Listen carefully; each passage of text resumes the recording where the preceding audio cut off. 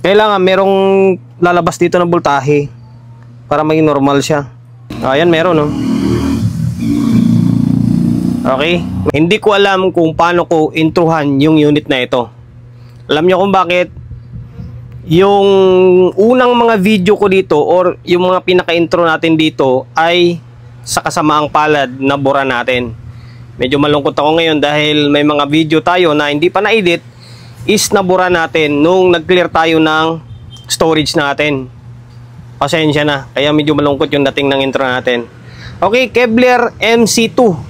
Shoutout muna sa may-ari nito. Nagpapa-shoutout to eh. Ito kay Sir James C ng 10th Avenue, Caloocan. Yung issue nyo, MCB Kevlar nakaprotect. Okay? Nakaprotect yung channel 2. Yung channel 1 ay good. Tapos ang isa pinaka-issue nito nung una, pati yung active niya, wala. Hindi gumagana yung active nito. Nagawa ko na to sa intro, sana. Kaya humingi ako, ngayon pa lang humingi ako ng pasensya. Ito na lang, dokumentaryo na lang to. And then, sana madali ko para kahit papano mas may bigay pa ako na ideya. Yung active nito, hindi siya gumagana or hindi umiilaw. Ngayon, working na ito kasi nga sa intro natin or sa mga unang video natin, na-repair ko na ito eh. Sira lang yung ilaw dito. Yung active niya is napundi na. Dalawa. Kaya wala siyang active, yung protect na lang na iwan. Pero yung channel 1 na protect dito is nagwo-working siya, nagno-normal or normal na ito kasi nga napalitan na natin to eh. Ngayon, ang channel 2 naman is naka-protect. Steady protect, hindi siya bumababa. Yun yung pinaka-kwento niya. Ngayon bago ako naputol, bago ko nabura yung mga video natin, meron pa akong video na sana yung iMix ko, sayang yung effort natin sa pagbibideo. Tapos nabura lang natin. Na-delete permanently ko na hindi na ma-recover yun. Kasama sa buhay ng pagiging vlogger yun. Okay, proceed na lang tayo dito sa kung ano na lang meron. Ngayon, tinotroubleshoot ko na ito dahil nga wala siyang nakaprotect siyang steady dito, hindi bumababa. Tapos wala siyang bias. Dito normal na ito, working ito, may audio na to. Okay, ngayon, to-troubleshoot ko dito. Pinalitan ko na halos lahat to. Kaya kung mapapansin nyo, matangkad na halos lahat ng transistor, di ba? Matangkad na yan. Kasi nagpalit na ako. 5401, 551. Pinalitan na yan. Halos bago lahat yan. Na wala siyang epekto. Tapos yung IC na to, IC na nandito, dito, pinagpalit ko na sila. Yung IC na nandito sa kabilang side, nilipat ko siya dito. Na wala pa rin epekto. Ibig sabihin, walang problema dito sa may IC na to, di ba? Wala rin problema dito sa may transistor ng mga maliliit. Nag-check ako, hinambing ko na yan. Binaklas ko na tong board na to, tapos pinagsusukat-sukat ko na kung anong kinaibahan nila. Halos wala akong makita. Pati dito. Yung IC na nandito, LM339 yata to, LM339. Oh, pinagpalit ko na rin to sa kabilang side. Walang epekto. Ngayon, magsusuyod tayo, di ba? Pasensya na kung medyo naging kwento na lang yung intro natin kasi nga nabura ko yung video. Hindi ako nagsisinungaling, sa totoo lang. Alam naman ng mga avid follower natin to eh. Nag-blur yung camera natin ha. Okay, ngayon nangat ko na to or binaklas ko na nga siya oh. Kasi nga ito troubleshoot natin. Kasi meron ako napansin dito. Yung diode na to, dati na to ha. Kaya may thermal phase yan oh. Kaya may thermal phase ito dahil nabutas yung board yan. Kapag i-check mo yung linya, parang may connection naman. Pero meron ako isang napansin dito ah. Ito supply to ng parang kasama na relay dito eh. Okay. Ngayon, i-actual natin na ito troubleshoot. Okay, masukat ka dyan na 15. Kasi yung regulator dito 7815, 7915. Papunta yan doon sa may buffer. Tapos dito sa may pinaka OP amp nya. Okay? Kaya medyo nalungkot ako dun sa isang video ko, sayang. Ngayon, unatin. Kung mapapansin nyo, yung channel 2 naging okay na. Pero nung una walang ilaw to. Wala to as in. Blanco to, yung pula lang yung naiwan, pero nagno-normal siya. Binalitan na natin yan, yung dalawang ilaw ng active. Yan, nag-normal sa may kabilang side. Ngayon, itong side na to, sana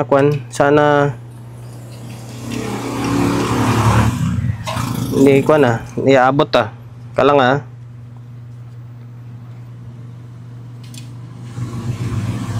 baon natin to sa ground, hindi abot.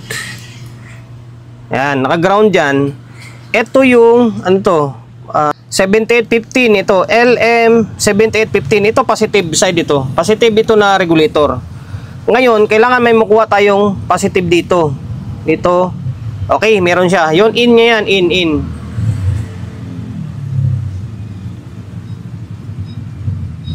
Five, 10, 15, nasa 24 volts. Tapos ito yung out niya. Out. Yan, ito yung out niya, nasa 14 volts or kulang-kulang 15. Normal yung positive. Normal itong 78, 15, di ba?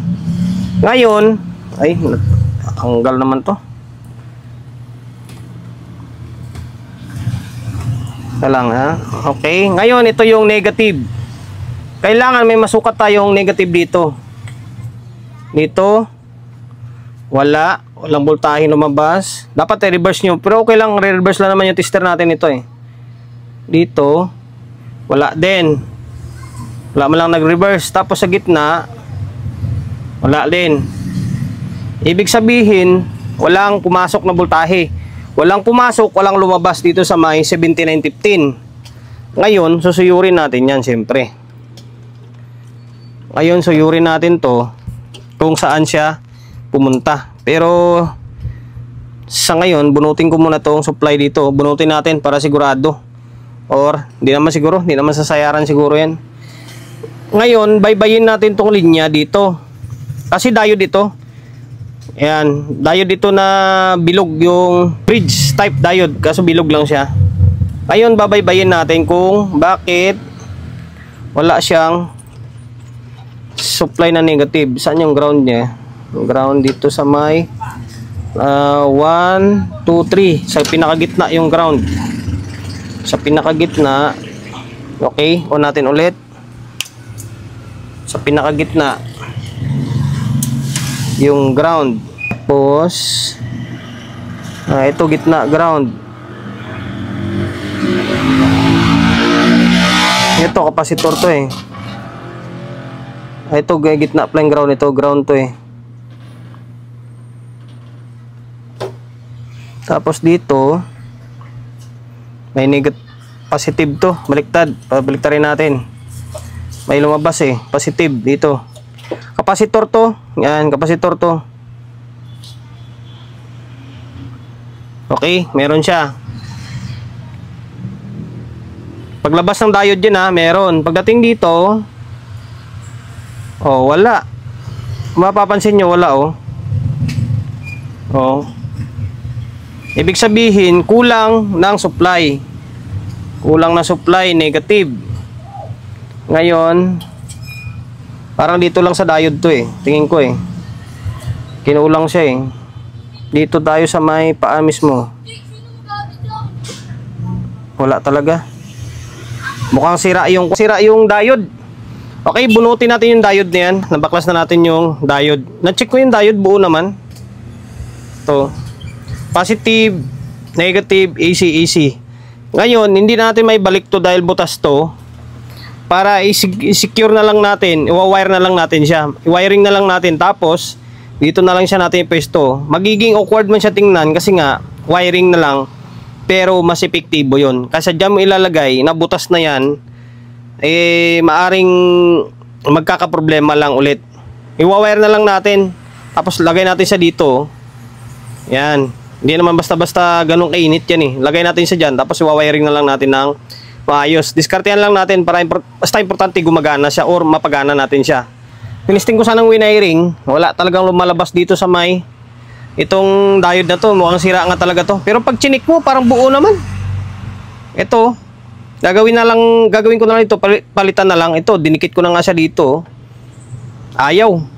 Tapos i-wiring ko sana, nagabang ako ng negative, wala talagang lumalabas ng negative. Kaya palit na lang. Dahil wala tayong ganitong klaseng rectifier diode or bridge diode pala. Ito gagamitin natin, rectifier. Kwanto? 4 ampere yata to. 3 ampere o 4 ampere ito. Ayan, 4 na piraso. Sundan nyo yung linya ko kung paano. Yan, ito yung magiging side ng positive. Itong may guhit na to. Ito positive to. Tapos ito sa kabila niya is negative. Negative, positive. Tapos AC, AC dito. AC, AC. Positive, negative. Okay? Ngayon, didiskartehan natin to dito. Tapos yung dalawang wire, ipapasok na lang natin sa butas doon. Tapos i-rerekta natin dito sa may paa ng capacitor. Okay? Sundan nyo Connect na natin to. Na-connect na natin. Ito, ininang natin to dito. Ito, kabilang side niya is AC. Ito sa dating AC pa rin na side. Tapos yung nandito, kinunik natin sa may punit. AC kasi ito. Itong dilaw na to, papunta siya dito. Tapos yung isang dilaw, papunta rito sa may paa na to. Okay, tapos ito magiging positive, ito magiging negative. Ngayon, sukatan natin kung may voltahe na lalabas. Okay. Nag-on na yan. Kailangan merong lalabas dito na voltahe para maging normal siya.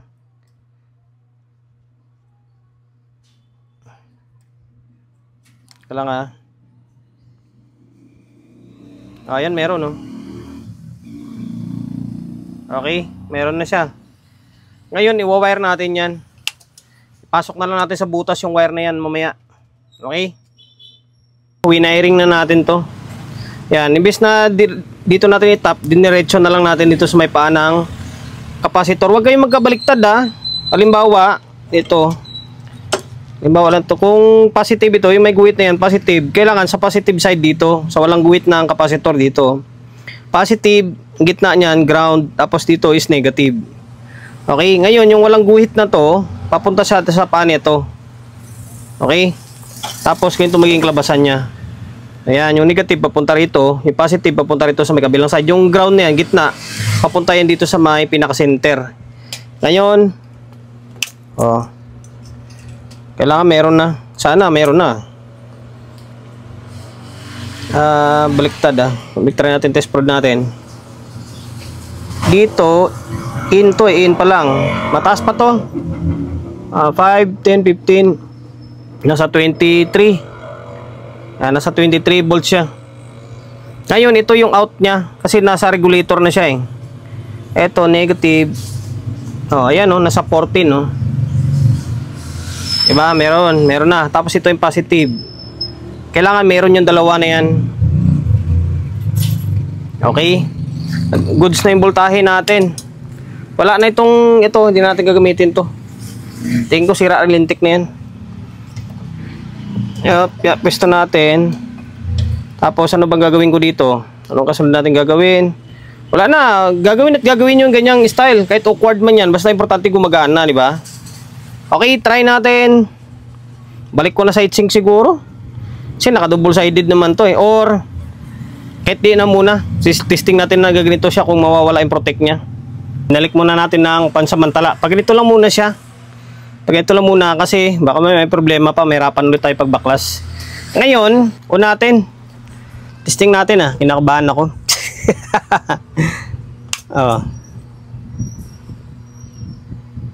Ayun normal na wala na yung protect. Ngayon, saka na lang natin sukatan yan. Balik na natin sa heatsink. Yun lang yun. Yun lang yun talaga. Pinahirapan tayo And then, gagawin ko pala, ayusin ko muna yan kasi nga haba ng paa nyo. Iikon ko muna, ibaon ko muna konti yan para hindi naman siya ganun ka-awkward tingnan.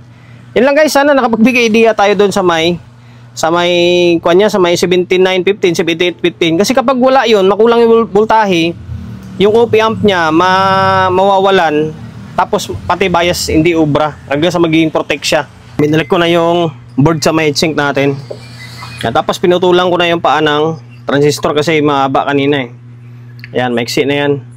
Ito na yung natin diode Okay lang yan. Santi gumana na siya. Double check natin. Baka may tayo nalagyan ng sapin. Okay. Ngayon, balik natin tong board na to, tapos testing natin. Sana maging normal na, or sana maging normal yung audio niya. Okay, bali, eto na. Balik ko na yung dalawang board natin. Ito, naka-heatsink na ito. And then, nausukan pa ako pag-on ko kanina. Dito, kapasitor. Nalanghap ko pa yung usok, ang putik. Ito, kapasitor to. Dito siya galing, oh. Nagkamali ako ng salpak. Yung AC na isalpak ko dyan sa may fan, musok tuloy. 50 na 470. And then hindi na gumagana yung mga fan nito. Napigtas yung wire nya. Nakabaklas natin ng board, nahatak yung wire. Mamaya na lang. Importante mapatino muna natin. Ayan, ilaw na siya parehas, ha. Protect. Nag-trigger. Nung unang issue talaga nito, guys, kahit yung active nito, wala to. Sayang lang talaga eh. Naginayang ako sa mga video ko na nabura ko eh. Or na delete permanently ko eh. Wala ito. Iilaw yung protect. Iilaw yung protect na to. Tapos, yung active, wala talaga as in. Pinalitan ko na ng ilaw yan. Naging normal na. Ito, nawawala to. Dito naiwan. Dahil nga may problema. Ngayon, nakaraan, wala rin bias to. Wala rin biasing to. Ay nako, sayang, magdududa yung iba nito sa sinasabi natin. Baka nagawa na? Yung ha? Okay, bali, eto na. Naglagay na ako ng speaker. Kalain mo guys, ilang araw ko to ginawa na ganun lang yung sira nya. Sa ganito klaseng unit, yung mga old school, mahirap talaga siya gawin. Puro galing akong old school eh. Yan, magos oh. Pagkatapos ko lang gumawa ng magos niyan, sakit din sa ulo yan. 5 years na na-stock yan. Ito naman, matagal na binili na may-ari ito. Na sadyang matibay. Okay, naka-play yung laptop natin. On natin ulit. Ang ganda niya tingnan kasi buo na. Okay, channel 1. Yan o. Channel 2. Meron na. Ganda pa ng control nyo. Wala pang kasabit-sabit oh. Okay. Yan oh. Shoutout kay Dejinel yung tugtugan natin ngayon oh. Ngayon, okay na. Working na ito. Haba lang yung video natin. Ngayon, ayusin ko muna tong fan. Kakabitan muna natin yung wire nito. Balik natin yung mga wire nya. Tapos tali natin na maayos para makapag-outro naman tayo. Channel 1. Channel 2. Dalawa. Okay. Sir ng taga 10th Avenue yata to. Taga Caloocan, 10th Avenue. Okay na tong Kevlar na MC2 mo. Kay Sir GMC pala. Okay na tong Kevlar na MC2 mo. Maraming salamat sa pagkakatiwala mo ng unit mo rito sa akin.